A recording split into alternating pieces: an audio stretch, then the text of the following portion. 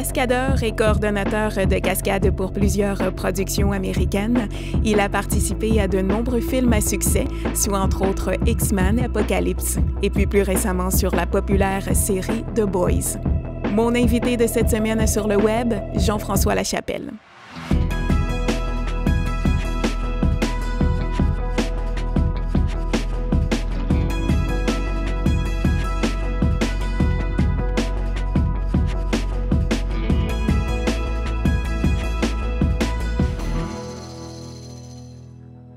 JF, c'est un métier fascinant, disons-le, cascadeur. Donc, j'aimerais que tu me racontes un peu d'où c'est parti tout ça, comment tu t'es retrouvé à exercer un métier comme celui-là aujourd'hui. Bien, ça commence tout d'abord, je viens du milieu des arts martiaux, j'ai commencé à 4 ans, le karaté. Oh, OK. Fait que je suis devenu, je vais couper ça court, mais je suis devenu champion du monde, dans le fond, en karaté, de l'âge de 16 ans à 21 ans. Puis, on était en 2004, puis je commençais à l'université en ingénierie à ce moment-là. Puis, j'avais une école de karaté toute fraîche avec mon partenaire Jeff Trudeau, le groupe karaté sportif. Et puis, le film 300 en 2005 est venu tourner à Montréal, le film de Sparte et tout le monde en chess, comme on dit. Ah ouais? 300. Et puis, le coordonnateur de cascade dessus canadien, Stéphane Lefebvre, je l'ai connu par la bande avec une personne avec qui j'enseignais le karaté. Le karaté. Exact. Okay. Et puis, Jean Frenette, qui est comme une sommité dans les arts martiaux du Québec, lui était cascadeur dans le film 300, puis coordonnait plein de trucs aussi déjà. Et puis, lui m'avait approché aussi pour dire « Hey, si ça te tente, viens faire l'audition pour le film 300 ». Puis de mes tournois de karaté internationaux, je connaissais un des Américains que lui venait avec l'équipe et des 7-Eleven tourner le film 300 aussi. Fait qu'on dirait que j'avais 3 personnes que je connaissais, tu sais, que tu te dis, bon, mais c'est un addon, puis ça tombe bien. Puis ça m'a amené à faire l'audition pour faire le film 300. Fait que dans le film 300, j'ai participé. J'étais pas cascadeur, j'étais SSI, qu'on appelle, c'est Special Skill. C'était parfait pour débuter parce que ça m'a montré, j'avais jamais été sur un plateau de tournage, j'avais aucune idée c'était quoi. Puis ça, c'est quoi exactement? Dans le fond, c'est entre figurant puis cascadeur. Fait que tu fais comme les bagarres, mais en deuxième rang, tu sais. Exact. Fait que tu sais, c'était parfait pour commencer. J'ai pu comprendre c'était quoi un plateau, rencontrer du monde, parler encore plus avec Jean, etc. Et puis ça m'a amené à avoir mon premier crédit. Tout de suite après, Jean a dit hey, je pourrais te montrer un peu, t'entraîner. Puis j'ai eu mon premier crédit, je pense quelques mois après le film 300. Lui, il coordonnait un film, puis je t'ai embarqué. Premier crédit UDA. Premier crédit ACTRA, à vrai dire. Oui, fait que la version anglophone d'UDA. Puis dans le fond, les cascadeurs, on travaille plus avec ACTRA qu'UDA. C'est sûr qu'on voit des cascades dans les trucs québécois, mais c'est plus focus sur les trucs anglophones, américains, dans le fond, qui viennent tourner à Montréal, Toronto et canadiens. Exact. Fait que j'ai eu mon premier crédit à ce moment-là. Puis l'aventure a recommencé, c'est là que ça a commencé. Donc, c'est parti de ton talent en karaté parce que, veux pas, ça demande une certaine forme physique, puis ça ne s'adresse pas aux peureux, si tu peux me permettre de dire. Exact. Mais c'est bien résumé. Dans le fond, ce qui est intéressant, c'est que la perspective de quand on voit les cascades à la télévision ou dans les films, c'est que wow, c'est incroyable, c'est dangereux, c'est fou. Mais tu sais, pour devenir cascadeur, il y a 2 choses qui sont importantes. La première, c'est que ça soit spécialisé dans quelque chose, c'est idéal. Il y en a qui c'est en auto, il y en a qui c'est sur l'eau. Moi, c'était avec les arts martiaux, fait que tout ce qui est physique un peu plus. La deuxième chose aussi, c'est, tu l'as touché le point un petit peu, c'est la perception de la peur. Tu sais, c'est important qu'on soit, on va dire, casse-cou un peu en guillemets, puis qu'on soit willing de le faire parce que, naturellement, ça ne sera pas juste une take, c'est rare, il faut le faire souvent. Fait que si tu déboules les marches, tu te fais mal, forte chance que tu redéboules 2, 3, 4 fois, puis que ça fasse encore plus mal, exact. Mais en même temps, on ne veut pas quelqu'un qui est casse-cou, qui pense à rien, parce que souvent on performe avec d'autres, puis cette notion-là est souvent oubliée, puis on rencontre du monde vraiment talentueux, mais qui oublie cette perception-là qu'il n'y a pas juste toi qui fais la cascade, mais plusieurs personnes en même temps souvent, puis si on est juste casse-cou, le résultat devient un peu, c'est pas optimal, fait que on essaie de flirter sur la ligne de pas avoir peur, mais en même temps être conscient des risques de faire ça d'une façon sécuritaire qu'on peut se refaire quelques fois. Fait que, exact. Puis là, tu m'en parles, puis on comprend un peu comment ça fonctionne, mais il y a une grosse logistique en arrière de ça. Tout est pensé, tout est réfléchi. Donc, cascadeur, c'est pas juste de se lancer en bas d'un escalier, traverser un feu. Donc, explique-moi un peu tout le travail qu'il y a derrière ça. Pour la perspective, on va dire cascadeur, dans le fond, la personne est supervisée par un coordonnateur de cascade que lui va s'occuper de toute la logistique de la cascade, comment ça va fonctionner, la répétition, c'est quoi les mesures sécuritaires, le planning, en théorie, c'est quoi les angles qu'on va tourner même on the day. Fait que le cascadeur, quand il arrive, il est assez bien encadré par rapport à ce qu'il doit faire. Fait que lui, c'est de performer, faire ce qu'on lui demande, puis d'être capable de pas se faire mal pour le refaire quelques fois d'affilée. Voilà. Puis, une fois que le cascadeur arrive pour faire sa répétition, c'est important aussi que lui démontre ses limites par rapport à si on fait un truc de câble que tu survoles 20 pieds, etc. Bien, que tu sais, s'il trouve que c'est quelque chose qui dépasse un peu ce qu'il est capable de faire, un coordonnateur aime beaucoup ça, savoir c'est quoi les limites, jusqu'où qu'on peut pousser avec le cascadeur, tu sais. Ensuite de ça, ça devient à c'est quel talent que le cascadeur a, comment il est capable de monter le niveau, parce que, tu sais, dans les dernières années, comme on voit un peu dans les films et tout le monde monte le niveau. Tu sais, tu vois, des bagarres, c'est encore plus intense, des trucs. Oui, on vient de voir Tom Cruise, le nouveau Mission Impossible, il vient de sauter en moto d'une rampe, puis tombe après ça en base jumping. Oui. C'est lui-même. Hein, c'est lui-même qui le fait en plus. Fait que c'est complètement rendu à un niveau extrême. On essaie de monter la barre un peu avec ça. Fait que c'est au cascadeur et au coordonnateur de faire un peu la logistique. Mais tu sais, le cascadeur, en théorie, il faut qu'il réussisse à faire ça quelques fois de façon sécuritaire, mais qui est capable de monter la barre puis donner un produit qui fait que, wow, c'est écœurant la bagarre ou la chute ou le feu, que ça monte le niveau, tu sais. Mais ça va être le coordonnateur de cascade qui va vraiment mettre tout ça ensemble, orchestrer ça pour que ça devienne sécuritaire, le fun, incroyable. Puis voilà. Fait que c'est vraiment deux jobs complètement séparés. Entre les deux. Exact. Moi, depuis 5-6 ans, là, je coordonne, on va dire, à 90 % je performe 10 % du temps. Oui. Je performe vraiment, vraiment moins. Est-ce que ça te manque un peu, cette adrénaline-là, ou tu vas la rechercher quand même? Oui et non, dans le sens que, oui, c'est sûr que, tu sais, comme performeur, tu veux, tu sais, toujours le fun, faire un petit gag, puis aller performer. Oui. Par contre, j'en ai tellement fait avant, même si ça fait 17 ans là, que j'en fais, là, on va dire que j'ai une jeune carrière encore, entre guillemets.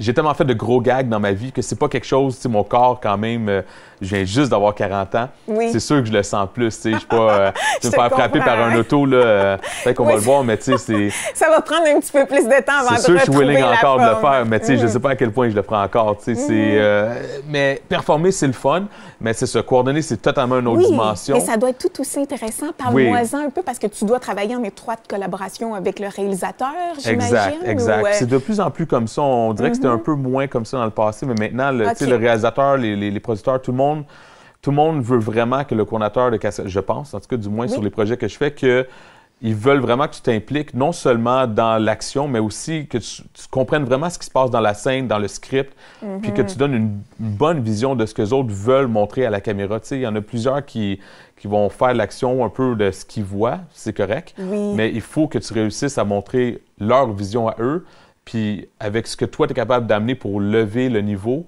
bien après ça, c'est ça le résultat sur la caméra. Mais maintenant, ils s'attendent à ce que tu présentes un produit clé en main, on va dire. Dans le temps, on va reprendre le film 300 là, que j'ai débuté, mais Eddie 7-Eleven, l'équipe de cascadeurs derrière ça, que maintenant, derrière ça, c'était Chad Stahelski, puis David Leitch et Damon Caro, mais eux autres réalisent Deadpool 2 en ce moment, John Wick, c'est eux les réalisateurs de ça maintenant. Donc eux, ils ont vraiment upgradé, puis ont changé un peu le monde des cascades, dans le sens que maintenant, tout le monde voit l'action, les cascades un peu comme un produit clé en main, comme je venais de dire avant, mais il faut faire des previews, il faut montrer un peu à la réalisation et à l'équipe de production qu'est-ce que ça va avoir l'air la scène. Fait que c'est pas juste de la chorégraphie, mais ils veulent utiliser le scénario, on fait le budget, on fait le breakdown, il faut que ça soit sécuritaire. Après ça, ils disent, bon, ça c'est ma vision, comment tu vas la faire? Fait que là, on tourne des previews, que ça s'appelle. Fait qu'on tourne la scène avant qu'eux tournent la scène.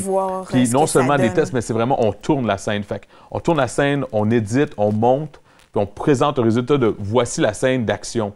Puis eux autres disent « Wow, c'est exactement ça que je veux faire » ou des fois « Non, tu sais, réoriente-toi ». Il y a des réalisateurs qui veulent pas qu'on aille trop loin dans le preview, dans le sens qu'ils veulent pas qu'on décide des angles de caméra.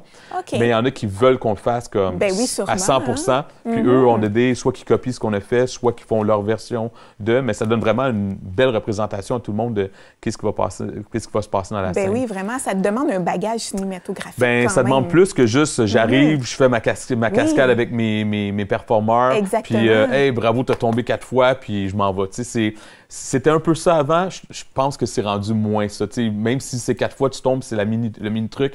Ils veulent que, OK, tu tombes de telle façon, que, tu sais, on tournait avant comme ça. Est-ce que, tu sais, on est tout le temps dans le bon axe? Tu sais, il veut savoir un petit peu plus maintenant. Fait que je pense que c'est plus avancé, plus poussé. Puis il faut que tu aies un meilleur bagage cinématographique, là, je crois. Puis est-ce que l'évolution technologique, ça aider au métier des cascadeurs? Mon Dieu, oui et non, oui, dans le sens que je pense que non, parce que c'est la sortie facile maintenant, dans le sens que si quelque chose dit, ouais, ben, on peut le faire en post ou on va le faire VFX avec un DJ Double. C'est moins trippant pour vous. Ben, oui, mais ça, c'est la mini portion, parce que c'est la porte facile. Mais souvent, ce qui est le fun, la grande partie qui oui, c'est qu'ils veulent encore avoir la vraie affaire, tu sais. Ouais. Ce qui est vraiment intéressant pour nous et pour eux maintenant, c'est que c'est comme la série The Boys ou What We Do in the Shadows ou n'importe quel projet qu'on fait récemment, ça peut monter la barre d'un nouveau niveau parce que avant, on était soit CGI ou soit vraie action. Maintenant, on peut mélanger les deux facilement dans la même scène, tu sais. Fait que tu passes de un gros gag que tu viens voir que la personne fait une chute, ça tombe à un digi-double avec retour au vrai, tu sais. Puis dans le découpage, on ne voit que du feu. Fait que, tu sais, ça montre que ça peut vraiment atteindre un nouveau standard, puis ça permet de faire beaucoup plus d'options qu'on n'avait pas avant par rapport à ça. Puis je pense qu'ils sont très intéressés à avoir un vrai produit encore. Fait que ça nous aide parce qu'ils disent pas on va le faire... on va le faire juste CGI. Oui. On reste encore dans le portrait. Là. Fait que ça, c'est intéressant, puis on peut vraiment monter la barre avec ça. Là. Mais de comprendre, comme tu dis, la technologie, ça, c'est un autre défi aussi. C'est vrai. Hein? Parce que si on sait un peu, c'est quoi un peu le budget VFX, comment ça fonctionne et tout, qu'on présente des options sur des plus gros trucs américains, naturellement, ils veulent savoir c'est quoi les limites un peu, puis savoir aussi si on ne sait pas trop de quoi on parle par rapport à ça, c'est plus difficile de présenter des options qui font du sens pour eux. Fait qu'eux aiment ça quand c'est un peu clé en main, puis qu'on voit même dans le previs qu'est-ce qu'on peut faire, puis où est-ce qu'on peut aller avec ça. Là. Fait qu'on met des effets spéciaux, on essaie de mettre ça le plus réel possible. Là. Et la satisfaction quand tu t'assois pour regarder ça, quand tu vois une de tes scènes que soit tu es dedans ou que tu as coordonné, que tu écoutes en famille avec tes garçons, des amis, peu importe, ça se passe comment, ce moment-là? Oh boy, ça c'est drôle, ça, quand même. Dans le sens que, oui, je pense que c'est une certaine fierté quand ça tombe bien, puis c'est le fun. Mais je crois comme... tout bon perfectionniste, puis quelqu'un qui essaie d'amener son travail à un autre niveau. Il y a tout un regard critique qui regarde ça. Puis souvent, ce qui est, je vais dire pas ce qui est traître, mais ce qui est un peu décevant, on va dire, c'est que nous, quand on fait l'action, puis on fait les previs, on le voit un peu d'une certaine manière au niveau d'action. Quand la personne édite ça pour de vrai avec le monteur, c'est une autre vision parfois, par rapport à l'histoire et tout, c'est 100% correct. C'est lui qui a le dernier mot quand même au montage. C'est juste que des fois, quand on voit le produit final par rapport à ce que nous, on a fait, des fois, c'est excellent ou c'est proche, puis c'est peut-être pas le même truc, mais ça va. Des fois, on regarde ça, on fait « Oh mon Dieu, c'est tellement pas ça qu'on a fait, là, c'est raboutiné, puis ça a l'air n'importe quoi, ou c'est peut-être pas la meilleure shot. » Puis qu'on se dit, wow, tu sais, ça pouvait être tellement meilleur, mais c'est tellement comme, décevant un peu. Fait que cette partie-là qui vient comme un peu mitiger le truc qui fait que, OK, c'était cool, mais c'était vraiment plus cool ce qu'on avait fait, ou tu sais, qu'on a fait une super grosse cascade puis il n'y a même pas dedans. Dans le fond, ça arrive souvent, ça aussi, tu sais, le gros truc de char ou puis finalement, on décide de pas le mettre. Puis finalement, dans le découpage, c'est beau, ça a disparu, tu sais. Non. Fait que ça, sur les gros tours américains, ça arrive quand même assez souvent. OK. Ça, vous êtes avisé ou lors de ton visionnement, tu as la surprise? C'est la découverte. On aime ça, des surprises. Oui, exact. Comme ça. Mais ça, je peux dire, ça arrive vraiment souvent. Le nombre de cascadeurs qu'on pourrait parler au Québec là, qui vont dire « Wow, j'ai fait telle grosse cascade, tu peux savoir? » Non, je l'ai sur mon téléphone parce qu'elle n'est jamais apparue dans le truc. Ça arrive, c'est un classique. Wow. Fait que ces deux versions, ces deux facettes-là, c'est sûr qu'on est fiers du travail, puis il faut regarder un peu les bons côtés aussi. C'est question d'équilibre, je pense, comme un peu dans quelques domaines. Mais des fois, on regarde ça, on fait « Oh mon Dieu, ça aurait pu être meilleur. » Faut pas trop... de ton œil critique. Faut pas trop tenir à son produit. Exact. Et JF, on va aller voir, on va te voir enfin en performance. Okay. Donc, on va aller voir cet extrait vidéo-là, puis on en jase ensemble après. Parfait.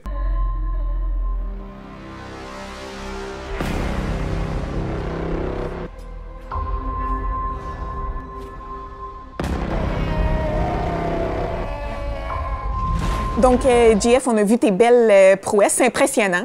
Disons-le. Dans mon temps de performance. Dans ton temps. Il est encore là. C'est juste que bon, te passe un chat. Est-ce qu'il y a de plus en plus de jeunes qui se dirigent vers ce métier-là ou est-ce qu'on en cherche? Je dirais, il y a toujours eu, je pense, un intérêt pour plusieurs personnes qui disent « Oh, moi, je veux être cascadeur. » Puis quand on présente un peu ce qu'on fait, la vraie chose qu'on fait, pas juste le résultat qu'on voit dans les émissions ou dans les films, je pense que ça change des fois l'opinion ou il y en a qui veulent continuer. Je pense que les vrais qui ont vraiment un bon talent vont savoir persister.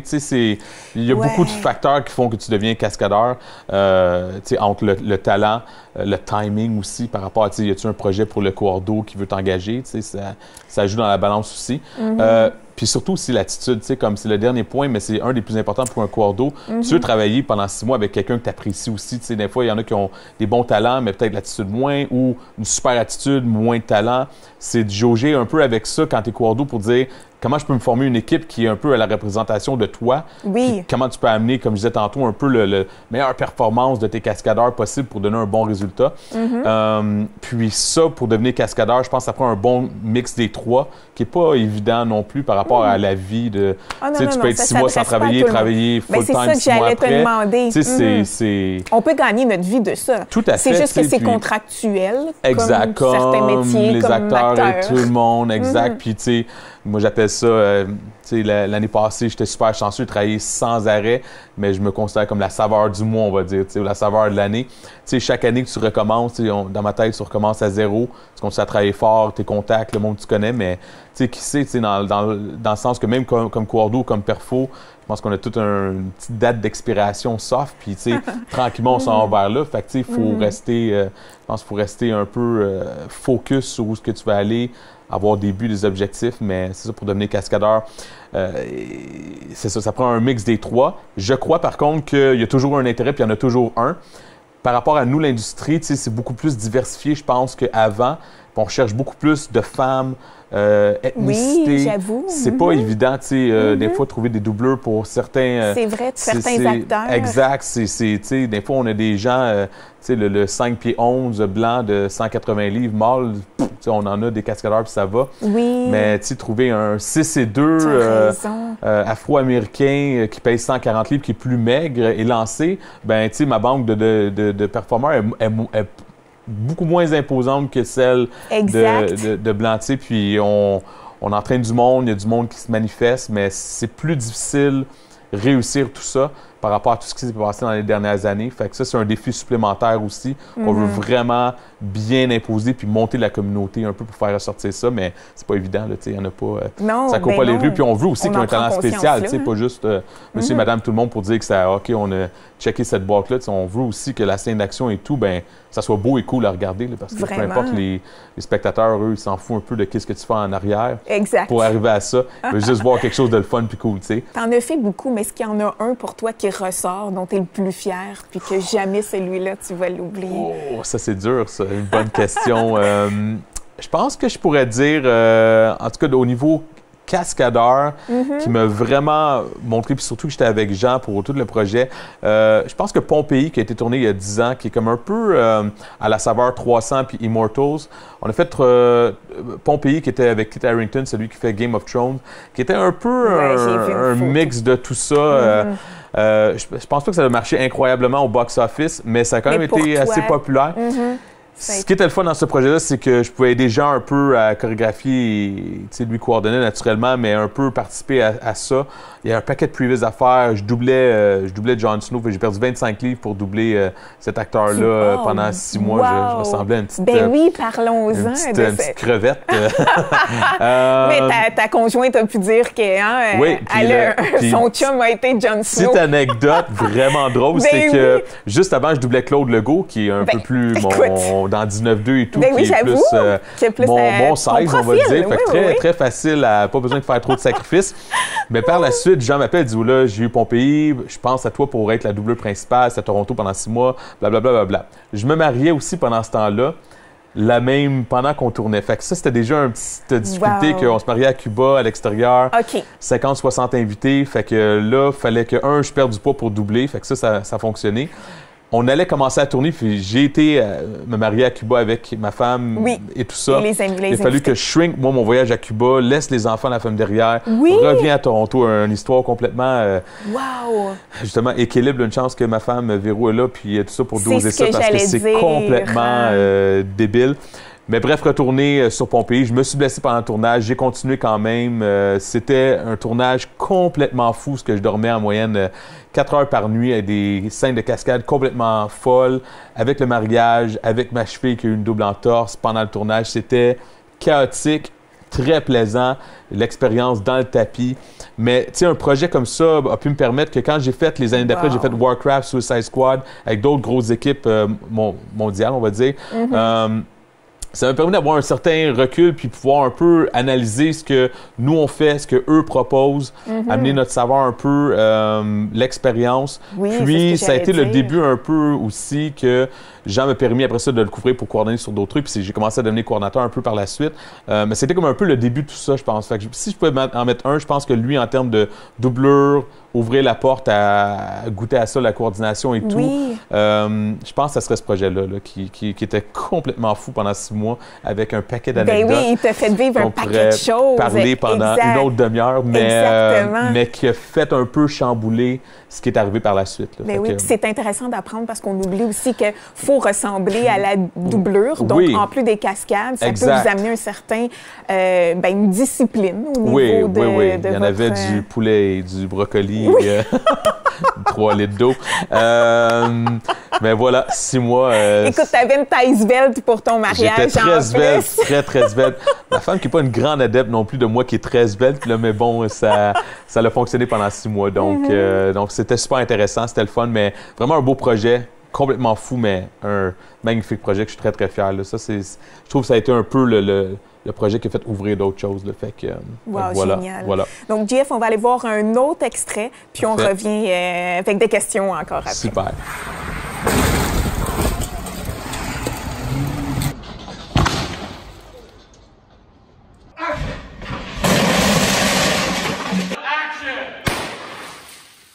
JF, on va se le dire, ça demande un mode de vie particulier, ce métier. Donc, si tu avais à résumer un peu à quoi ressemblent tes semaines typiques de tournage, ça donnerait quoi? En termes de coardo, on va dire que ta vie est terminée.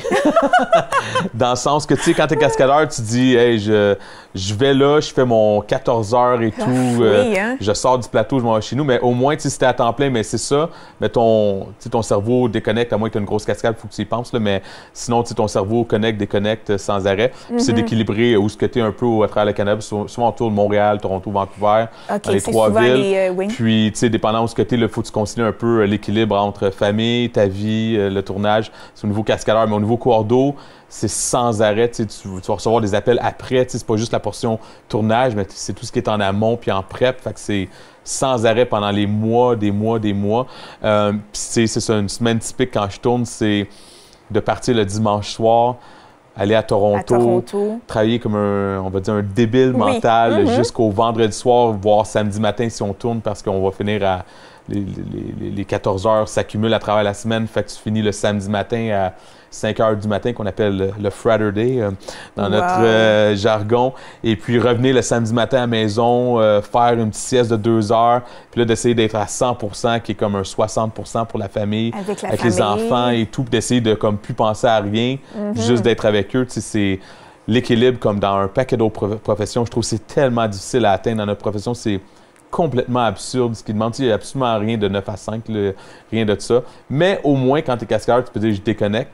Mais quand tu es coordonnateur de cascade, à moins que tu fais un projet qui est à temps partiel, naturellement, là, tu vas faire des meetings et tout, c'est on and off, c'est parfait.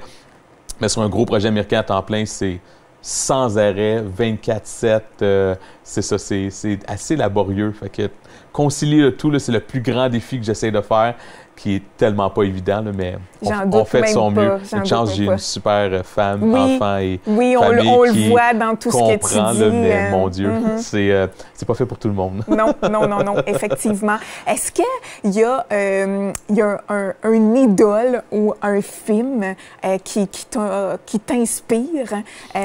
J'imagine un film d'action, disons-le. Hein? tu dois pas être du genre comédie romantique, qu'on s'assoit avec toi un vendredi soir. C'est possible, mais... C'est possible pour faire plaisir à ta femme. Mais ton idole dans les films d'action, est-ce qu'il y a un film aussi que tu dis « Ah, wow, j'aurais donc aimé ça, être cascadeur dans celui-là ». Tu sais, c'est sûr que j'ai eu la chance de faire les X-Men, Suicide Squad et tout. Fait que j'ai touché à beaucoup de gros trucs. Tu sais, Will Smith, là, quand j'ai tourné avec, malheureusement, il y a eu l'incident de la claque, comme tout le monde se souvient. Mais Will Smith, pour moi, était fantastique, tu sais, par rapport à notre enfance, notre génération de Fresh Prince of Bel-Air et tout. Tu sais, voir Will Smith travailler avec, c'était... Je veux dire, c'est incroyable. Là. Autant que tourner avec Arnold, c'est comme une légende, mais Will Smith, pour nous, fin trentaine, début quarantaine, Will Smith, c'est Will Smith. Fait que ça, c'était fantastique.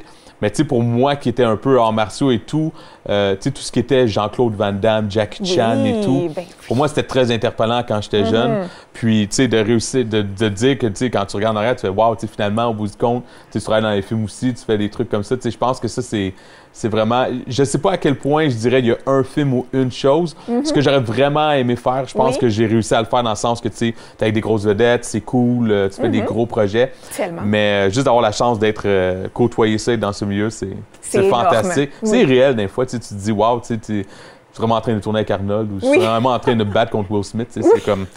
Tu te dis, ouais. Exactement. Imagine, c'est le rêve de tout garçon, fille, peu importe quand on écoute un film d'action. Jamais on se projette là. Ce qui est drôle, c'est comme dans n'importe quoi un peu, tu es tellement focus, tellement, tu sais, que tu réalises pas sur le moment que tu dis, ben Will est là, tu fais ce que tu as à faire, tu sais, mais... Sans plus, ou tu sais, avec Jason Momoa, tu sais, qui a tellement de femmes, ou ma femme, les femmes. Tout le monde tripe sur Jason, mais tu sais, Jason Momoa, je tournais avec lui, puis une couple de trucs, puis tu sais, c'était Jason qui est devenu un ami, puis j'ai fait trois projets avec, tu sais, on a pris 2-3 cocktails à son appartement et tout. Quelle personne super régulière, terre à terre et vraiment ordinaire, tu sais, super bel humain, mais c'est juste drôle, normalement, tu te dis... Je suis avec lui en train de prendre une bière chez eux. Exact. Avec le recul, très drôle, tu dis, wow, j'ai tout fait ça. Oh, wow, génial. Donc là, on va terminer. Je t'avais demandé de choisir une vidéo inspirante qui te fait du bien, qui te fait rire, peu importe, mais que cette vidéo t'apporte quelque chose quand tu la regardes. Et tu as choisi une vidéo de Kobe Bryant. Donc, pourquoi avoir fait ce choix? Ben, je pense surtout en plus que malheureusement il est décédé. Son éthique de travail puis ce qu'il voulait amener pour un peu changer le tout. Tu sais, on n'est pas parfait naturellement, il y avait des qualités et des défauts. Mais je pense que ce qu'il essayait de représenter et passer dans son message pour élever un peu la game, on va dire, ça me rejoint, tu sais, ça me touche. Puis chaque fois j'écoute ces trucs et je suis tout le temps... Oui, ça, c'est bon, ça. Fait que, tu sais, souvent, c'est bon d'avoir un peu... tu sais, on fixe des buts, des objectifs dans la vie, mais il faut tout le temps travailler pour. Souvent, on s'écarte puis on devient pêle-mêle, c'est plus difficile de les accomplir. Mais je pense à la mentalité de tout le temps pousser, travailler fort. Il n'y a pas de secret, tu sais. Je veux dire, on peut avoir un certain talent, mais si on n'a pas les efforts derrière, ça se peut que ça ne fonctionne pas, tu sais. Totalement. The most important thing, I think, for players that come after me is you don't want to ever limit your imagination because people may think you're crazy, but if us as athletes don't think that it's possible to do these things, how in the world can we inspire people?